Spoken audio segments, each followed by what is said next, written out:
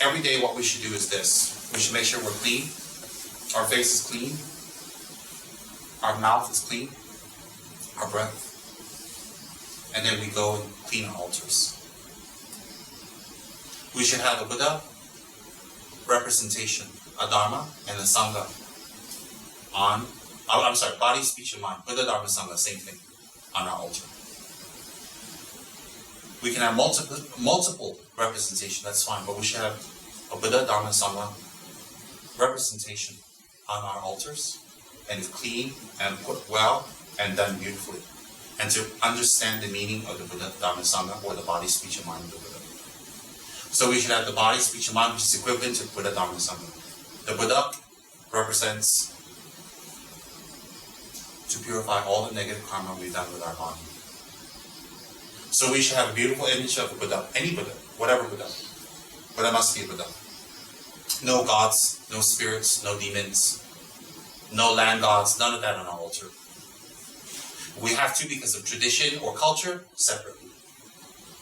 We don't pray to things that are in samsara. So we have a beautiful Buddha, we have a beautiful Dharma book, and a Sangha, or in the mind, a stupa.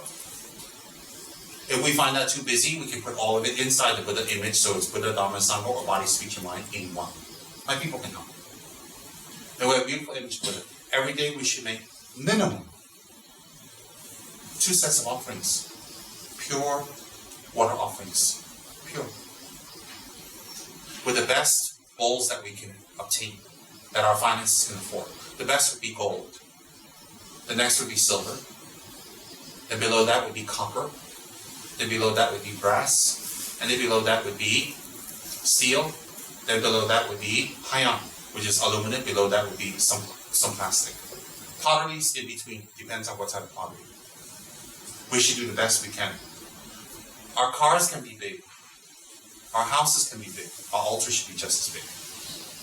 We can't have big altars, big cars, big women, big husbands, big shopping, big branded stuff, big trips, but our altar is teeny. And then we use the excuse, oh, I like it simple. Why is it only your altar is simple? Doesn't make sense. And then, well, I can't keep 30 statues on my altar at Rinpoche. Fine. Create beautiful images and make sure other people can keep it. Provide for others. So we should have a beautiful altar, make pure offerings every single day. When we pour the water, start from left to right. And make sure that the water bowls are 1 grain of rice apart from each other. Grain of rice sideways. Why do we do that? It's a concentration and a meditation when we do offerings. And then we should make sure the water is straight. And then we should make sure that the water is 1 grain of rice from the rhythm. Is it a little over, a little less? Is it bad? No. We just do our best we can. And 2 rows. After that, we take incense and we purify it by reciting the body, speech, and mind mantra of the Buddha's Bodhisattvas today. It's Om, Om, Om, Om, Om. Purify it. Then, after we clean our altar, we've made the offerings. Any additional is up to us. So we can offer fruits, vegetarian foods, biscuits, cookies, flowers, anything. And then we make 3 prostrations. We make, if we are able to, 3 full-length prostrations. And then we rise, and as we're making prostrations, we should remember this. By touching my body, my speech, and my mind to the floor, to the lowest part of the ground, to the Buddha, may I become very humble. May I become open to wisdom. And the wisdom that I do have, may I be humble about it. For being arrogant about my wisdom denotes I have ego. Ego is opposite of knowing the Dharma. If I know the Dharma, I shouldn't have ego. If I have ego, I don't know the Dharma. If I know the Dharma, I shouldn't have ego. If I have ego, I don't know the Dharma or not practicing. If I don't have ego, I'm practicing the Dharma or I know the Dharma. So I practice humility. So in the face of elders, my parents, seniors, Sangha, I'll be very humble. For those who sponsor me, take care of me, or help me, or they support my practice, I'll be very humble. In fact, I'll be humble to everyone. And when we're humble, anger becomes less. When anger becomes less, actions from anger becomes less, and then we create less enemies. There's a lot of good repercussions. then we should sit down, and whatever sutras we're doing, whatever prayers we're doing, whatever tantra we're doing, that's wonderful, please do it. And if you want to stop doing 20 deities, you want to do one, that's also wonderful.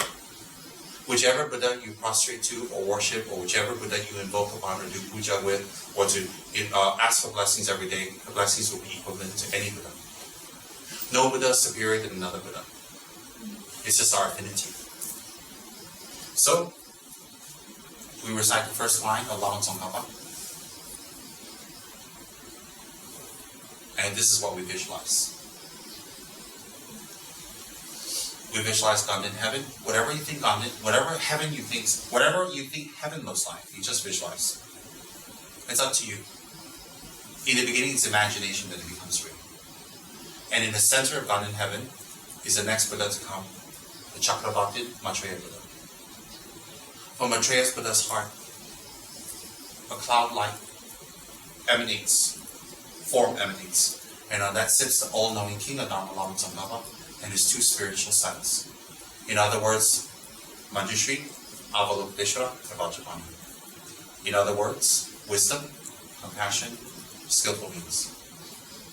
In other words, the realization of emptiness, bodhicitta, and protection from all manas. They represent these. And then we visualize it in front of us, beautiful, as powerful as possible. We visualize. Why do we visualize? Because right now we are developing the tower of our mind. That's what we do.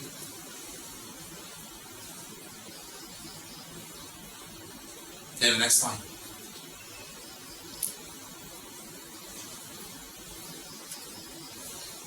We should think, if possible, that this three are actually my guru.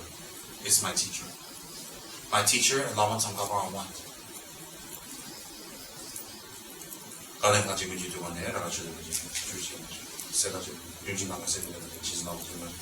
That we request Lama Tsongkhapa to sit in front of us and stay with us. Remain with us. Why do we request Lama Tsongkhapa to remain with us? We request Lama Tsongkhapa to remain with us because we create the causes to always be near a Dharma teacher. To be close to a Dharma teacher. Close doesn't mean physically.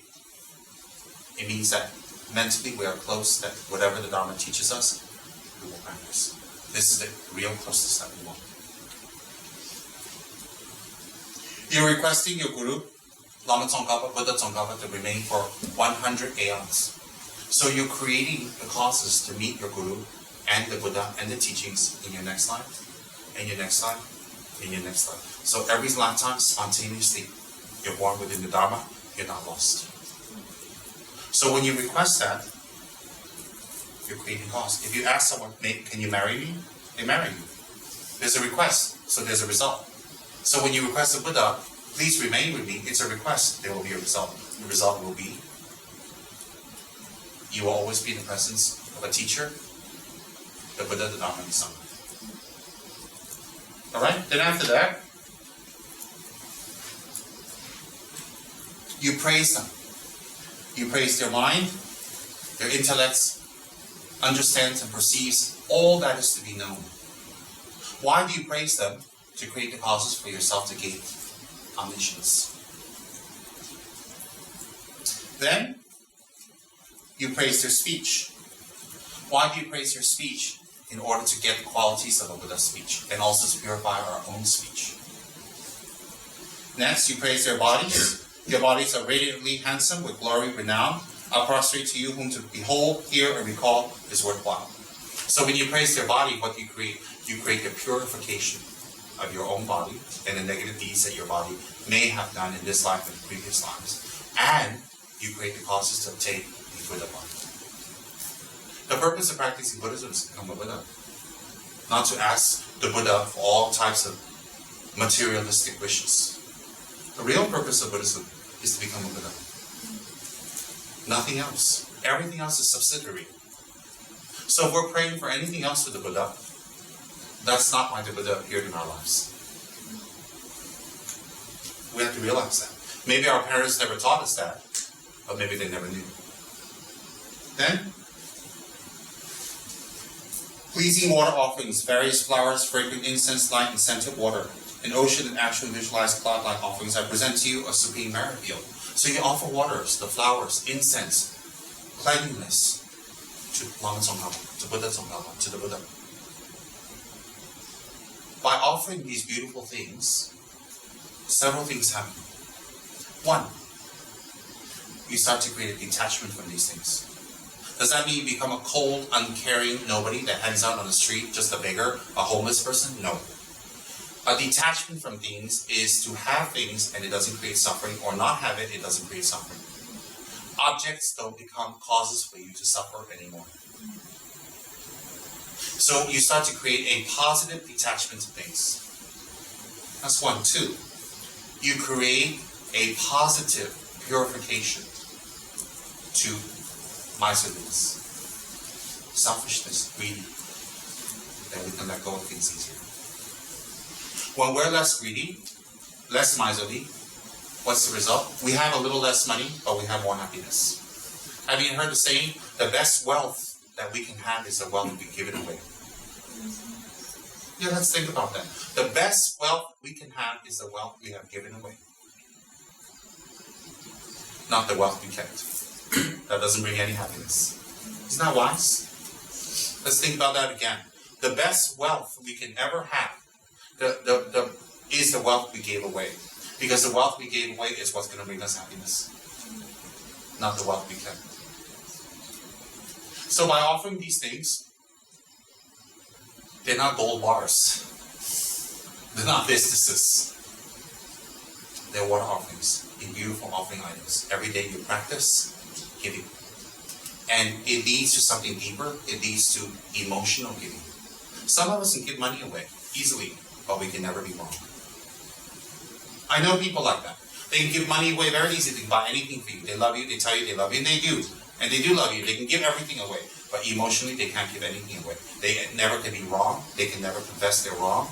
They rather hide their wrong and lose everything than to confess their wrong. And that is the highest sort of miserliness you can experience. Why?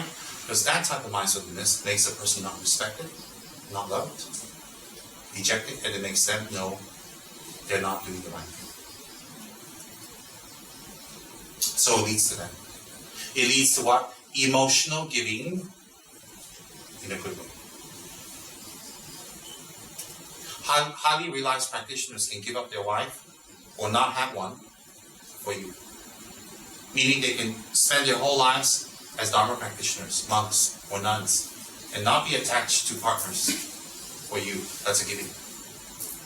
People who have to have a wife, have to have a husband, have to have a partner, and that overrides Dharma.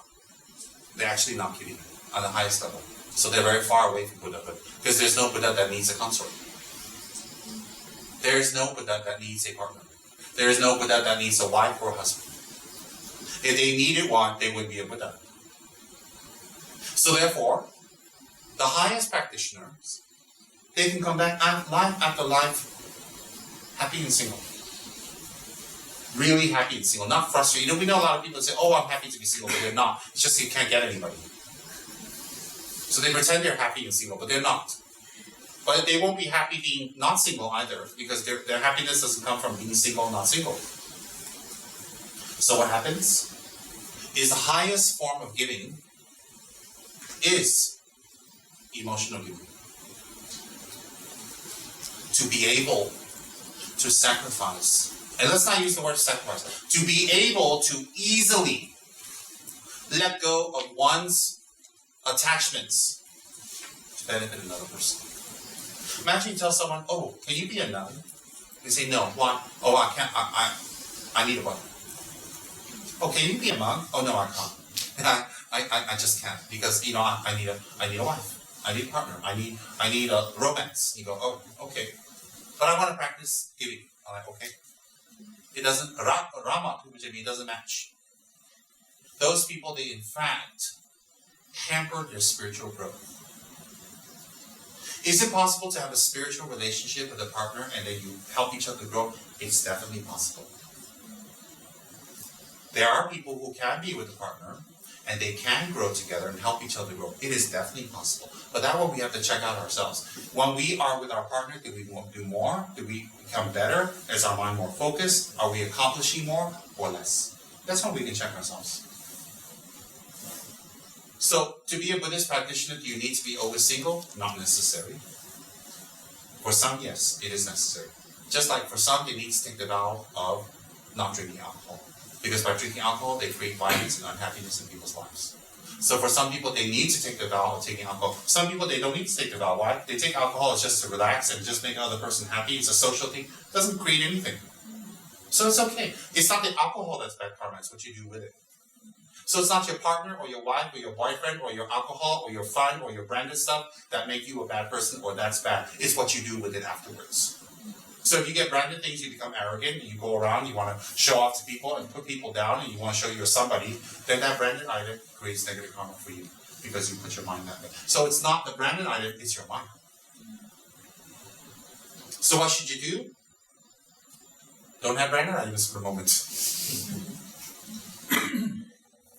Why? Because if you're suffering because you don't have it, it means you definitely do not need it. That's how we check ourselves. So when I tell you Dharma, it's not a hard and fast rule for everyone. You check. You check what matches yourself. But be honest with Buddha. If you can't be honest with Buddha, then you'll never be a Buddha. You'll never progress in your spiritual practice. Then,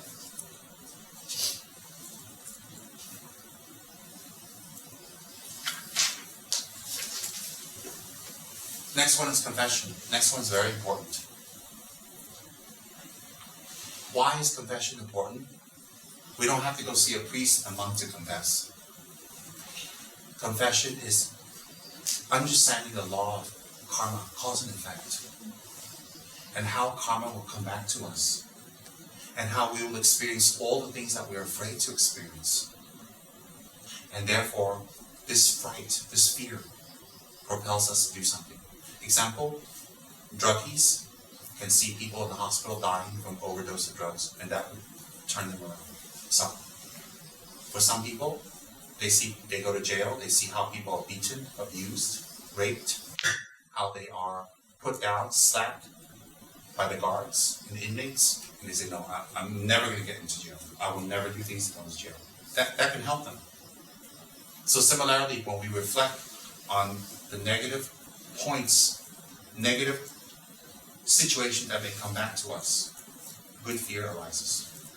Good fear doesn't make us paranoid, it makes us transform. Some people say Buddhism is quite morbid. I don't find it morbid, I find it truthful. So therefore, to regret is the first step. Then to think the negative things we have done to regret, and next is not to do it anymore. When we do that, we reverse our ill fortune. We reverse our negative karma. We reverse our direction and destiny. So we are now confessing to Lord Buddha Tsongkhapa, I will not commit these actions. And I regret what I've committed. And sincerely. And by doing this every day, you know what happens? You become a nicer person. That's a very good result. To become a nicer person. This is not the whole purpose of religion, to be nicer. If we don't regret the bad things we've done, and which one of us, including me, have not done bad things? Of course we have. Who in this room doesn't have regrets? Of course we all do. But you see, we can do something about it. So every day when we recite this line, we think about it for a moment with Buddha Tsongkhapa, it has effect. Why? The object is a Buddha. Our mind understands the effects, and we recite the verses. These three has power. Just to recite to a chair, to a glass, has no effect. I confess to you my bad karma. I confess to you all the bad things I've done. Nothing happens. The glass has no effect. But when you're confessing to an enlightened being, a Buddha, very powerful. Very powerful. And it does have effect. Alright? Then on a psychological level, we remember what we need to transform. The next one, very simple. to look around you at all the people you like and don't like, and all the good things they've done, and feel happy. Even the people you don't like, all the good things they've done, feel happy. Don't gossip. Don't put them down. Don't try to create schism to make them look bad although they did something good. To rejoice. And in front of Lama Tsongkhapa, Buddha Tsongkhapa, you rejoice. Why do you rejoice? To counter a very difficult emotion, jealousy. So if you see your best friend get the best wife in the world, instead of saying, that belongs to me, and then you do everything you can to separate them, you say, I'm happy for you. May they have long life, happiness, and spiritual bliss. And let it go. When you see someone with a better car, may they not pollute the environment. May they not have an accident, hurt anyone, or kill anyone. May they have safety. Wish good wishes. Don't think, oh, that's not fair. He doesn't deserve that car. She doesn't deserve it. I should get it. So what we do, we counter that jealousy. Because if we don't counter jealousy, jealousy turns into anger. Anger turns into action. Action turns into result. That's scary. So in front of Lama Tsongkhapa, rejoice. Then, dedication. All the good things that you have done from your previous sadhana to now. That means when you did this last, which should be about 24 hours ago, to now, all the good things you've done, dedicate it. Rejoice and be happy. Why? It seals the deal. When anger arises, the positive karma will not be burned away. Then you recite the mantra. You recite the mantra, which I find too long. I told my teacher I find the mantra too long. And I don't like long mantras because I'm a lazy person. I like it short, sweet, and effective. Maybe I'm a product of the times. Everything must be fast. Unfortunately, I'm in the wrong country for that. No, not in Malaysia. You'll never get anything fast. Nothing will be fast here. Anyway, I'm a product of the times. The product of the times, okay, with Tibetans, with Malaysians, Nepalese, and Indians, you'll never get anything fast. Fast is a word that's not in the vocabulary. No way. I don't know about other countries, but I know these four confirm. So, I'm a product of the times means I'm from the US. And there everything is yesterday. And I like that. I miss that. I will go back to that. I will find that again. I like that. So, we recite the mantra, which, as I said, I find long. There's a 4-line, 5-line, 9-line.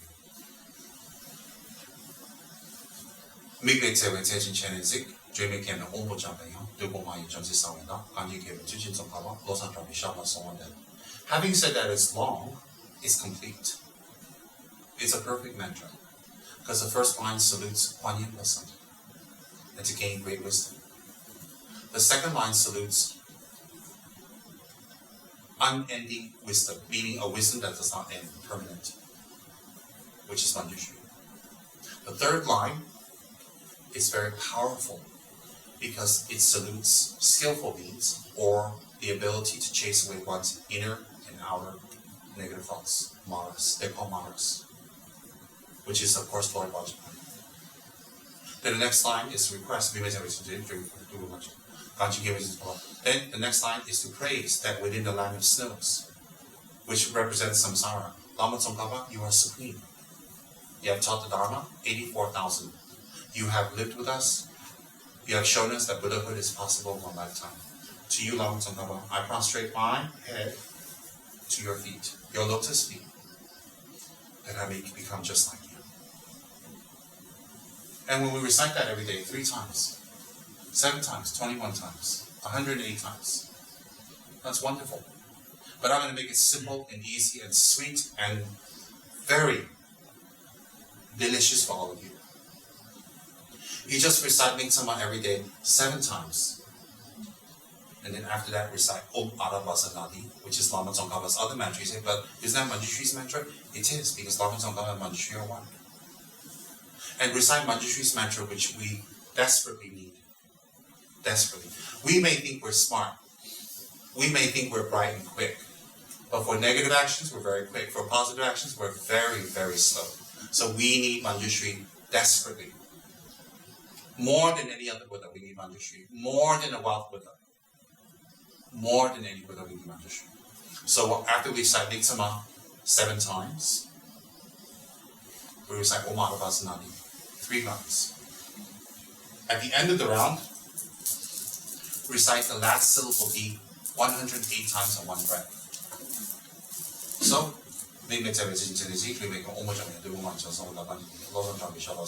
how should you recite it? There's people around quietly, if there's nobody around, just like that.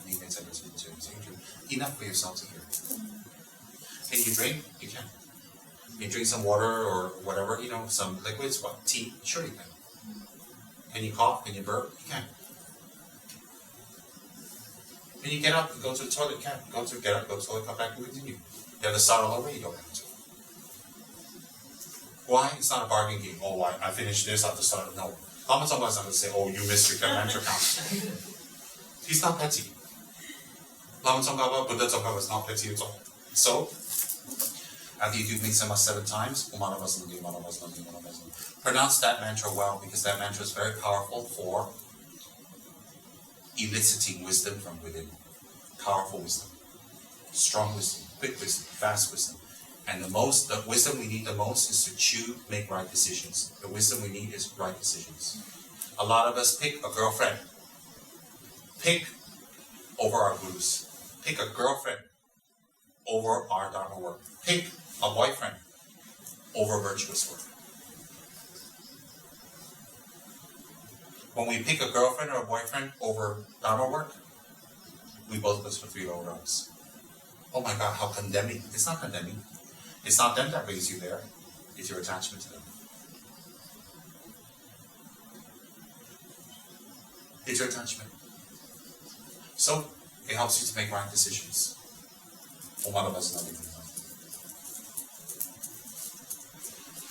One mantra, one mala, one beat. Bring the beat towards you. If you can, use your left hand to train for higher tantra. If you cannot, right hand, or you can switch back and forth. It's nice to hold at your heart level, get tired, and hold here also. Quiet heart level, bring the blessings to your mind. Stick your feet out straight. Yeah. Then, at the end of 108,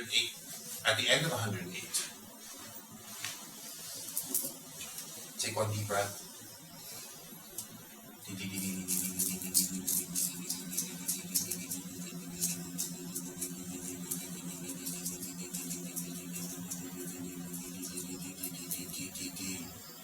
Swallow. Even the saliva has power. There's a shortcut way. It's not a shortcut way, it's a special way. Sarnji taught us, which is quite good also. 25, you do 4 Ds per mala. Omara Vazana,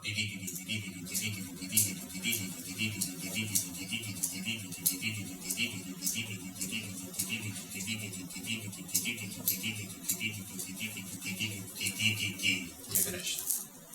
Either way, it's 4 Ds per mala. So DD, DD. So DD upper toe, DD lower toe. Per mala times 4, 2,500. I said 108, but it's actually 100. So you can do either way, but some people get mixed up at DD, DD, DD. Don't confuse yourselves. Just do the one I showed you originally, maybe simpler. Many people don't focus on the practice, they focus on the details that are not necessary. They get very confused. They ask confusing questions, and I get confused. And I get tired. So, after you recite that, take a mala and bless it. Of course you have the power to bless. Especially if you always tell the truth. Your mouth will have very power to bless. If you're lying and you do mantras, it won't have much power. Because mantras and lying is opposite.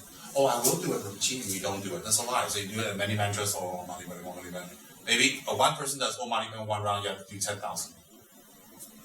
Lying counters mantras. So Om Mani Padme, then you keep your mala going. Once you keep your mala a while, maybe in the future you can bless animals with it or other people. It will help. Can. You think, but I'm not a Sifu. You don't have to be a Sifu. If the mantra has power. I'm not a Dharma master. The mantra has power. It's not you. I don't have power. That's why we go after high lamas, malas. When we go to high lamas, we try to get them to put their mala on our head. Why? Because millions of mantras have gone in. So it's a relic. Like the Buddha's too. Maybe not as powerful, but it's powerful. So we can have our own relic. That's why we all should have a very nice mala. And if it breaks, oh my God, is that a bad omen? It broke because the string broke, that's it. It's very simple. People ask that, oh my God, my mala broke. What does that mean? It means it's time to get a new mala, go to Guitar Paradise. Get a nice new mala. Oh, I lost 2 or 3 beats. How? Is that bad luck? No, just buy a new mala. Support your local Dharma center. Is it a bad omen? My mala broke? No. My mala's broke hundreds of times, so what's the big deal? It just broke. It's called string. And if you use pearl malas or stone malas, it breaks faster because it cuts into the string. So you don't need to freak out if your mala breaks. Just say, my mala broke. I remember when I was on a train traveling with Lhagyama, my mala broke. So last week we woke up and saw me on my hands and knees all over the train. I said, what are you doing? I said, my mala broke. I'm looking for my mala. He said, okay, you go back to sleep. So I was on a train like this looking for my mala beats. I went back and I lost about 6-7 beats, and I was a little upset. So I got other beats and replaced it. Because that's how I'm very poor, I can't afford it. So my biggest nightmare is when my mala breaks when I'm traveling. Now I have hundreds of malas. I always get a new mala. So anyways, get the best mala you can. Whatever you like, whatever material. However you like. If you're lay people, a lay person, you get an ornate mala with silver and jewels and stuff. Why? Because later when you do mandala offerings every day, to Lama Tsongkhapa, you can offer your mala every day. It's part of mandala. Can you wear it? Yes, you can. Why not? Can you wear it here? Sure you can. Can you take it to the toilet? Of course you can. You gotta take yourself to the toilet to take your mala. We can't hang our mala outside, can we? I mean, there are strict practitioners who don't take their mala into the toilet. I have no choice. We wear our Buddha pendants, don't we? Yeah, we have our Buddha pendants. So we wear that to the toilet, isn't it? I mean, we'll take everything off, hang there. Cannot. You don't mean any disrespect. If you're really nervous that you brought your mala to a dirty place, just blow mantra, Om Mani Padme Hum, Om Manavasana, Om Ah Hum. It's pure. Can other people touch your mala? Sure. You let them touch you, so why not your mala? I mean, you've been touched so many times, why not your mala? What's so sacred about your mala? But honestly speaking, if there's someone very negative, better they don't touch your mala. Because sometimes the negative energy can come to you and affect you. Sometimes. Okay, after you finish your mantra, can you do more? Excellent. If you can do more, it's excellent. You should do more. You should reserve 1 day a week that you do 1,000 Om Manavasanamis that day, which is beautiful. And after you finish your mantras, you do the 3 dissolutions. Three paragraphs. The first dissolution, you visualize Lama Tsongkhapa, and the 2 suns dissolve into light. This light is wisdom, compassion, skillful means. It is Vajrapani, Manjushri, Avalokiteshvara. Then you recite the next word by visualizing a straw-like object in from here to your heart. Below that, don't need to think. Blue in color. Inside red. So like a straw, outside is blue, inside is red. And at the bottom, it fans out a little bit, it has a little platform. And there's a lotus. That is your mind. That is your mind. The lotus is empty right now. Then you recite the second line. And you visualize Lama Tsongkhapa in the form of light dissolve into you and enter. Don't think, oh, I'm dirty. I don't deserve it. How can he be so good to me? Forget all that. Drop all insecurities for the moment, because Lama Tsongkhapa doesn't judge. Lama Tsongkhapa doesn't judge anyone. So Buddha Tsongkhapa dissolves into you, the light stays here, and then enters the lotus closes up. And that one piece of light still coming out, extending to Maitreya. Remember the cloud? that he's sitting on, it goes to Maitreya Buddha. Think you're connected to Maitreya Buddha all the time. Then the last line, then it's all of you done. Until I achieve bodhicitta and Buddhahood, stay with me, Lama Tsongkhapa. Then visualize the lights, and Lama Tsongkhapa and you become one, very firm, very strong. And lights permeate your whole body. Lights from Tsongkhapa go down to your body, to your toes, and then some of it flicker out to your hands, some of it flicker out to your head, to your neck, everywhere it flickers out. It flickers out all lies and deceptions. And it seals your body. Seals 7 places. 1, 2, 3, 4. That's 4, okay? 5, 6, 7. The lower 2 regions is 2. These are places where negative spirits can enter us and take possession. You know, does that really happen? It does. There are people who can see spirits and take possession. Maybe you've never experienced it, doesn't mean it doesn't happen. You've never seen Jupiter with your eyes, doesn't mean it doesn't exist. So it seals the 7 centers that can enter you. Nothing, that you feel the light surround you and protect you. Protect you with patience and love and great wisdom. And you will achieve that. Then any other practices you have, do it. If you don't have, come do a dedication. A quick dedication.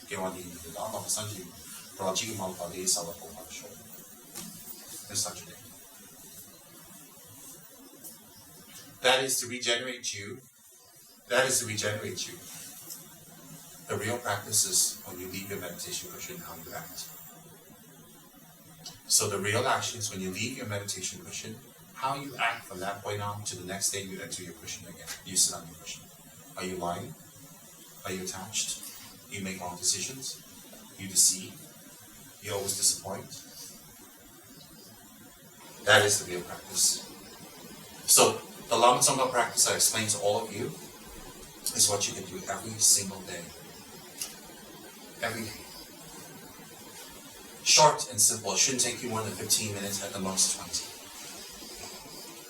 You can do that every day. You can teach that to people. I have it on my blog. You can extract it. I taught you in short form. Since you've come from very far, you should go away with something precious. Since you made such an effort to come here to meet me, as I told you in the beginning, meeting me means nothing. It has no blessings, no significance. But listening to the Dharma is the result of your good karma. Listening to the Dharma and leaving me today and going back and practicing from henceforth is a great blessing. It's what will transform. Then along with that, meditate. Along with that, read. And read things that disturb your mind. Do you know why? It means you have a conscience and something's hitting you. That's good. Can we do other mantras? Of course we can. How about the specific mantras that our teacher gave us? We can do that. If we have nothing else to do, we can do this. We can do this. And this will be complete, easy, and guess what? There's no way you can go wrong with this. There are meditations that you need highly skilled supervision.